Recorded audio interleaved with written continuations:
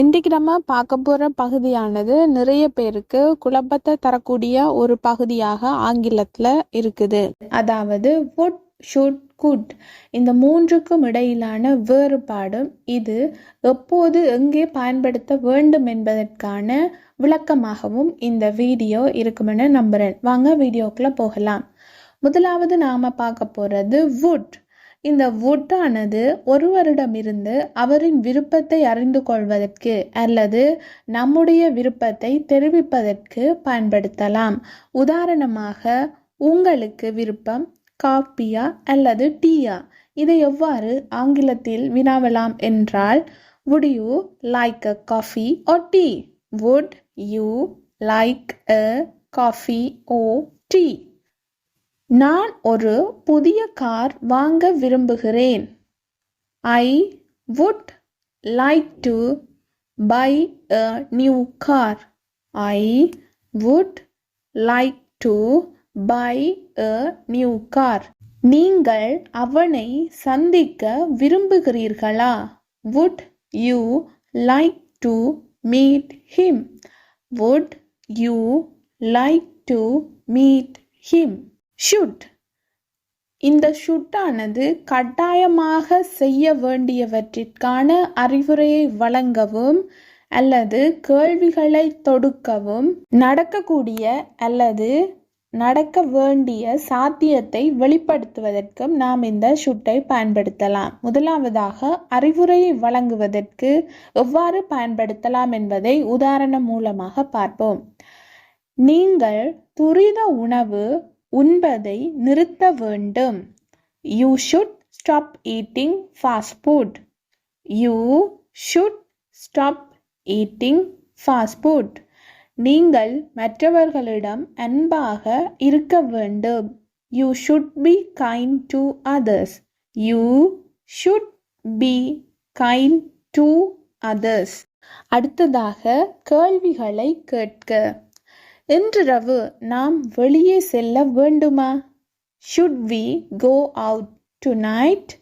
Should we go out tonight? அவனுக்கு பரிசு ஒன்று கொடுக்க வேண்டுமா? Should we give a gift to him? Should we give a gift to him? மூன்றாவதாக, நடக்கக்கூடிய சாத்தியத்தை வெளிப்படுத்த இந்த ஷுட்டை எவ்வாறு பயன்படுத்தலாம் என்பதை உதாரணம் மூலமாக பார்க்கலாம். அவர்கள் 10:30 மணிக்கு இங்கே இருப்பார்கள். They should be here at 10:30. They should be here at 10:30. நான் அடுத்த கிழமை கனடாவில் இருப்பேன். I should be in Canada next week.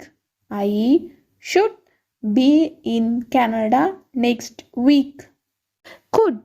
இந்த குட்டானது ஒருவரிடம் தாழ்மையான வேண்டுகோளை உருவாக்குவதற்கும் எதிர்பார்ப்புகளை வெளிப்படுத்தவும் பயன்படுத்தலாம்.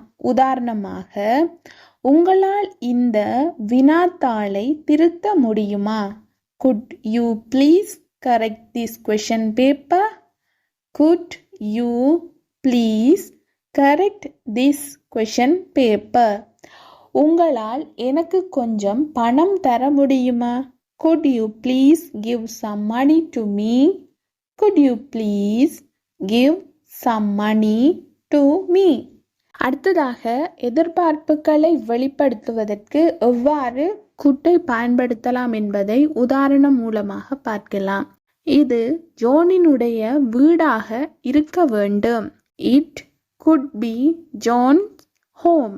It could be John's home. அவர்கள் சிறந்த நண்பர்களாக இருக்க வேண்டும். They could be best friends. They could be best friends. இப்போது உங்களுக்கு would, could, should இந்த மூன்றுக்குமான வித்தியாசமும் எவ்வாறு பயன்படுத்த வேண்டும் என்பதற்கான விளக்கமும் கிடைத்திருக்கும் என்று நம்புகிறேன். இதுபோல இலகுவா ஆங்கிலம் கேட்க விரும்பினால் இந்த சேனலை சப்ஸ்கிரைப் பண்ணுங்க, உங்க ஃப்ரெண்ட்ஸுக்கும் ஷேர் பண்ணுங்க. தேங்க்யூ.